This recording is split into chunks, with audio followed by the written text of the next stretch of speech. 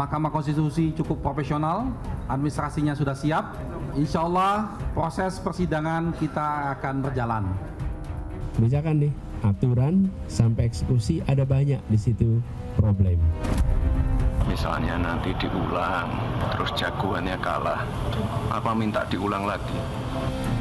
Nepotisme yang membuahkan abuse of power, penyalahgunaan kekuasaan yang terkoordinasi.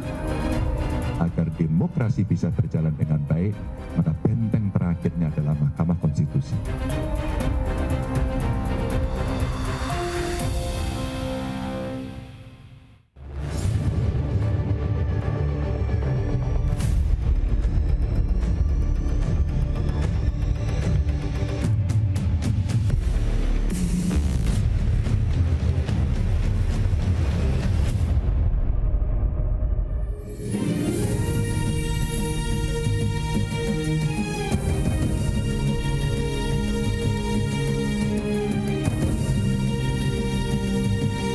Disiarkan langsung dari studio MNC Conference Hall Ainus Tower, Jakarta. Inilah Rakyat Bersuara bersama Aiman Wicaksono.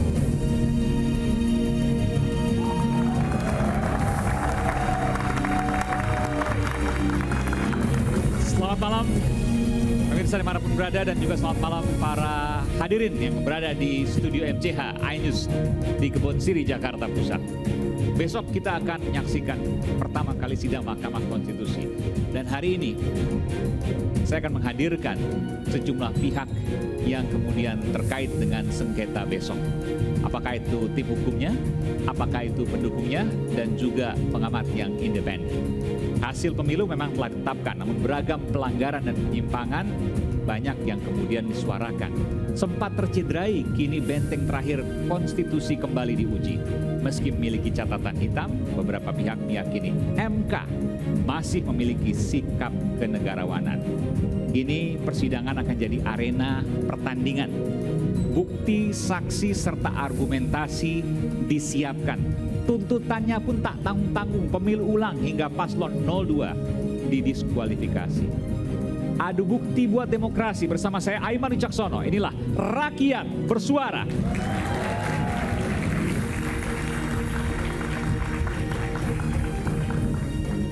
Saya minum dulu, meskipun berpuasa ya, atau kita sedang jalani ibadah puasa, tapi cairan tetap harus dijaga. Jangan lupa untuk masuk cairan di luar masa puasa tentunya.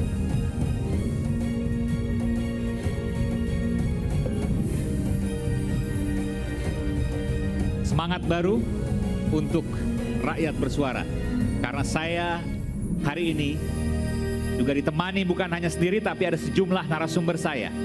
Yang pertama, Bung Zuhad dari Tim Hukum Nasional Amin, Timnas Amin. Bung Zuhad, selamat malam.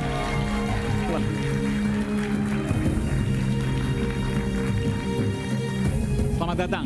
Udah siap untuk besok? Siap. Besok ikut sidang juga? Siap. Oke, silakan. Oh, sebelah kanan. Mohon maaf, sebelah kanan ya. Kemudian kembali hadir ke panggung Rakyat Bersuara, Muhammad Kodari, Direktur Eksekutif Indobarometer. Udah minum juga kan? Segar juga? Alhamdulillah. Biar semangatnya dan suaranya luar biasa. Kemudian pengamat politik, Direktur Lingkar Madani 5, Ray Rangkuti. Bung Ray.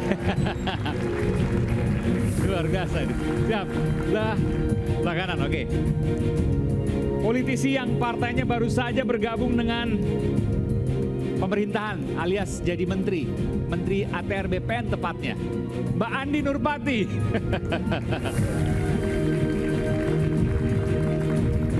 Mbak Andi, ini sebelah sini.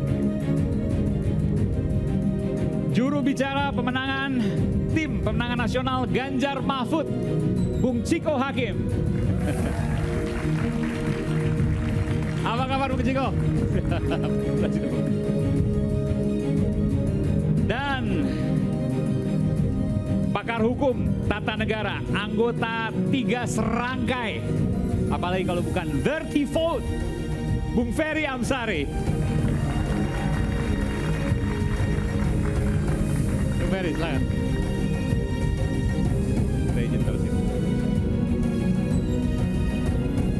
Sebelum kita simak apa yang menjadi perbincangan, saya ingin kita menyimak dulu apa yang kemudian menjadi informasi. Dan sekali lagi, besok Rabu 27 Maret 2024 sidang gugatan perselisihan hasil pemilihan umum atau PHPU akan digelar Mahkamah Konstitusi.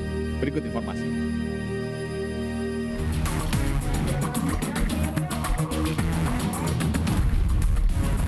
Sengketa pemilu 2024 telah dimulai.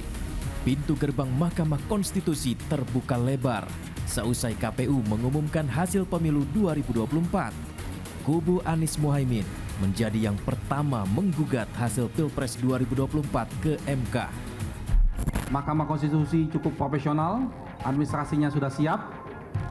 Insya Allah proses persidangan kita akan berjalan.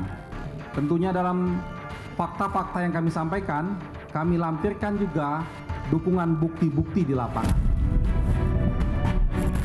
Tim Demokrasi Keadilan Ganjar Mahfud menyusul tim Anies Mohaimin menggugat hasil Pilpres 2024 ke MK pada Sabtu sore. Nepotisme yang membuahkan abuse of power, penyalahgunaan kekuasaan yang terkoordinasi. Dalam tuntutan perselisihan hasil pemilihan umum, Timnas Anies Mohaimin dan TDK Ganjar Mahfud meminta diselenggarakan pemilu ulang dengan mendiskualifikasi Prabowo Gibran. Cawapres Gibran Rakabuming Raka pun mengomentari gugatan Anies dan Ganjar. Misalnya nanti diulang, terus jagoannya kalah, apa minta diulang lagi? Apakah minta diulang sampai menang? Ya, itu. Sekali lagi, kalau ada yang kurang berkenan, silakan melalui jalur-jalur yang sudah ada. Ya. Calon Presiden Ganjar Pranowo menyebut gugatan hasil Pilpres 2024 merupakan benteng terakhir mengawal demokrasi dari kecurangan pemilu. Agar demokrasi bisa berjalan dengan baik, maka benteng terakhirnya adalah Mahkamah Konstitusi. Sidang perdana PHPU digelar Rabu 27 Maret 2024. Adapun putusannya akan dibacakan pada Senin 22 April 2024. Mungkinkah tumpukan bukti Anies Ganjar bisa membatalkan hasil Pilpres 2024?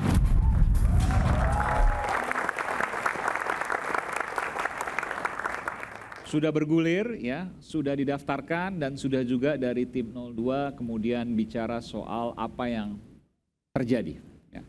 Diwakili oleh para pengacara dari masing-masing calon 01, 02 dan 03. Saya ingin ke Bung Kodari dulu. Bung Kodari, atau sebelum Bung Kodari saya ke Mbak Andi dulu deh. Mbak Andi, ada komentar terkait ini? Besok akan mulai sidang. Mbak Andi besok juga datang ke Mahkamah Konstitusi.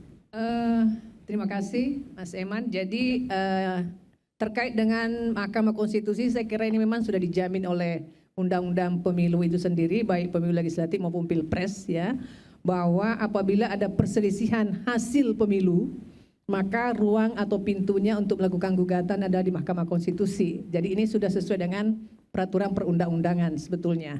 Nah karena itu apa yang sudah kita ketahui bersama bahwa pasangan 01 dan 03 sudah mengajukan gugatannya ke MK, maka tentunya pasangan 02 dan bukan digugat ya, tapi menggugat KPU kan sebetulnya kalau di MK itu bukan menggugat paslon. Nah oleh karena itu kita akan melihat pembuktian-pembuktian, kemudian saksi-saksi yang diajukan nanti pada sidang Mahkamah Konstitusi. Misalnya ada gugatan yang mengatakan tadi bahwa ingin supaya pasangan Prabowo Gibran ini didiskualifikasi. Pembuktian apa yang diajukan, ya kan? Saksi apa yang seperti apa yang diajukan untuk meyakinkan hakim bahwa memang layak untuk didiskualifikasi sesuai dengan peraturan perundang-undangan. Yang saya tahu bahwa salah satu aspek yang menyebabkan bisa didiskualifikasi adalah terbukti money politik. Terbukti money politik ini dilakukan oleh paslon yang juga tentu diproses melalui proses pengadilan. Nah sampai dengan detik ini saya juga menjadi saksi partai politik di pleno KPU RI, di mana di situ juga ada saksi paslon, semua paslon, itu juga dilakukan rekapitulasi.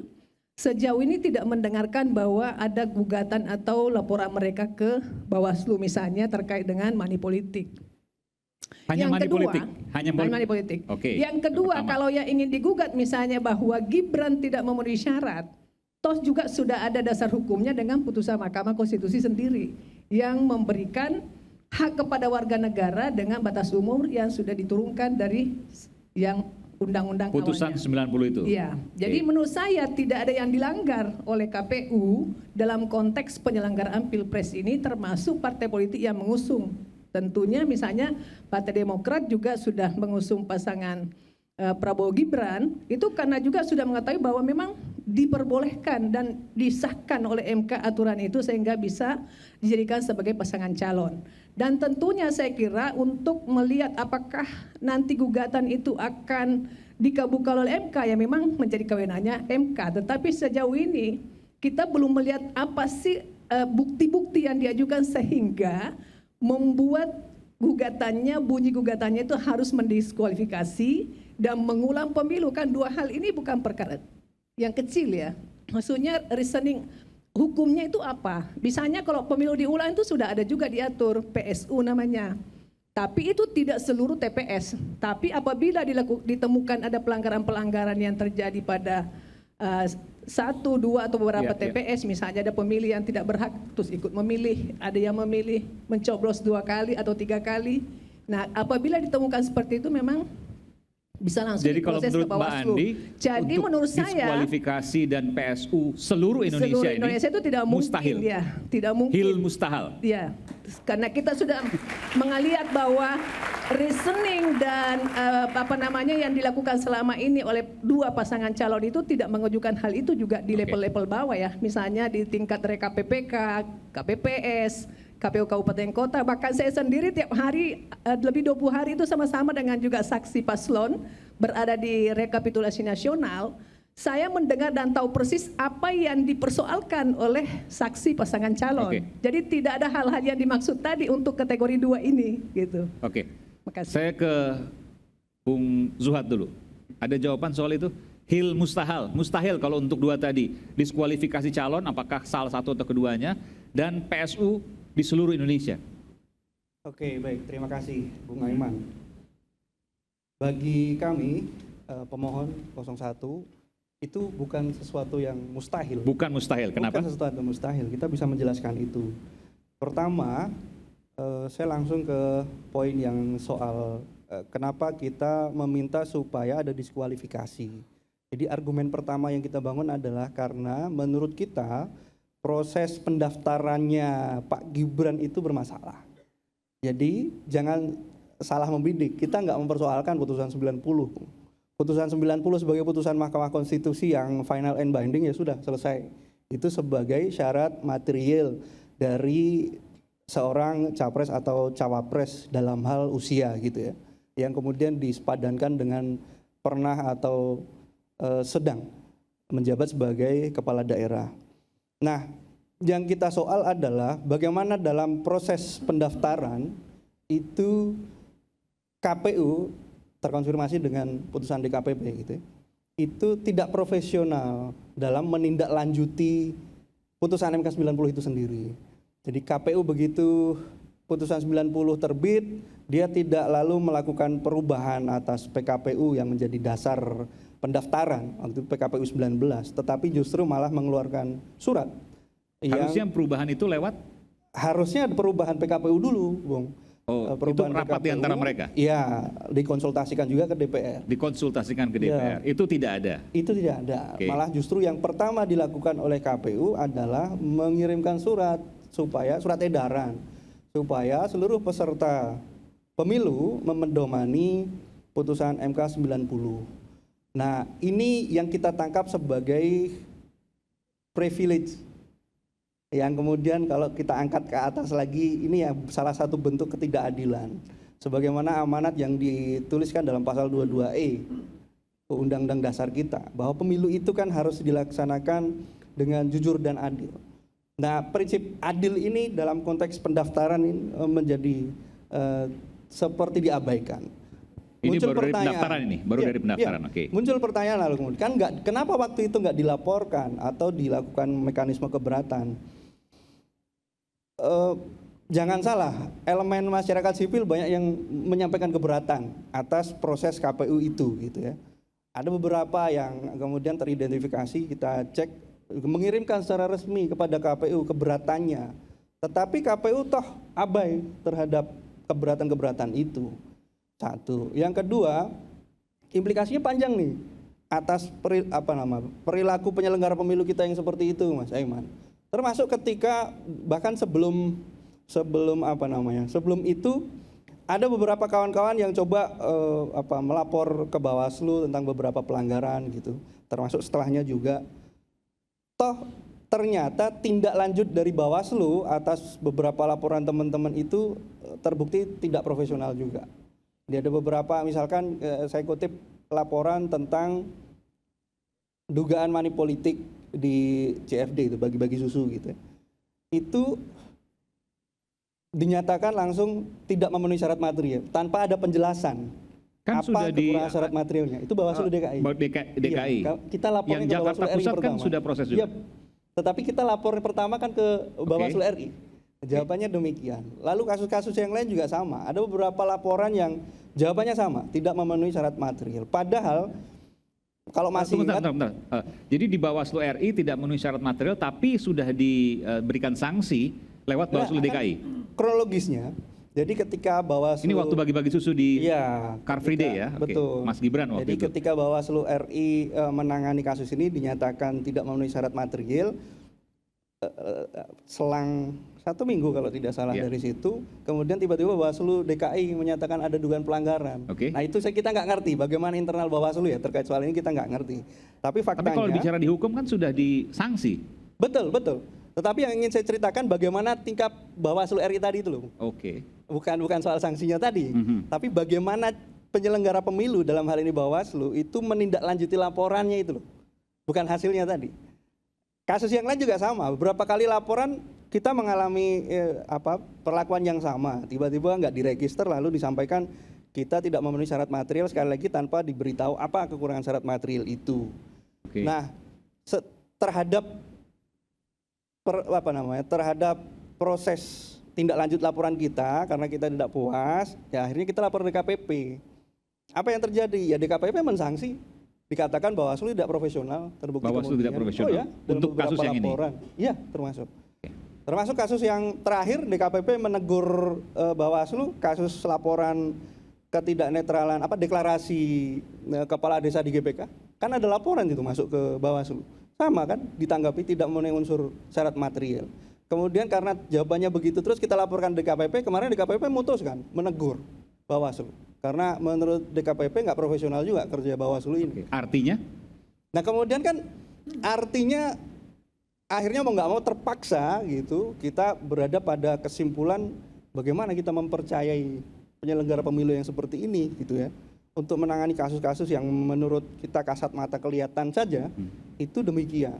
Oke, misalkan orang mengatakan karena kewenangan Bawaslu dan DKPP ya seperti itu gitu ya. Maka untuk memenuhi rasa keadilan, mestinya kan ada institusi atau ada terobosan hukum terhadap situasi ini, Mas.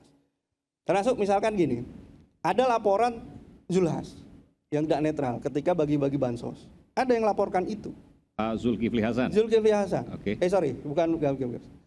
Iya, Zulkifli Hasan ketika dia dalam satu acara mengkampanyekan kita duga mengkampanyekan 02. Kita laporkan ke Bawaslu, lalu sama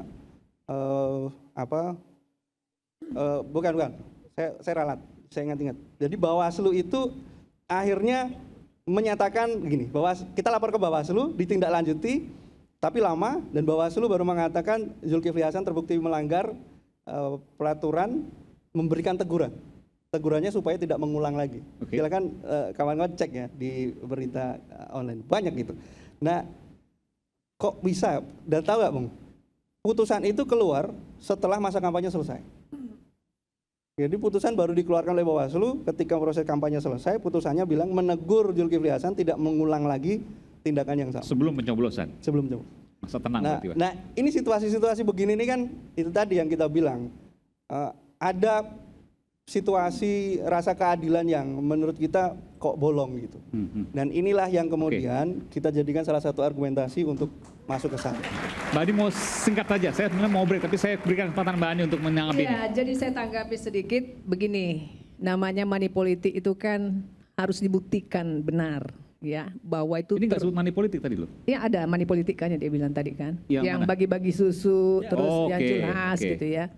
Jadi kalau Bawaslu Bansos maksudnya? ya, Bawaslu sudah memeriksa dan tidak cukup bukti atau tidak memenuhi unsur, saya percaya itu ya, karena di undang-undang begini.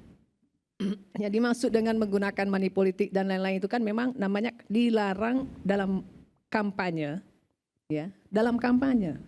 Jadi kalau dia nggak kampanye hanya bagi-bagi itu memang kelemahan undang-undang gitu. Gimana Mas Iman?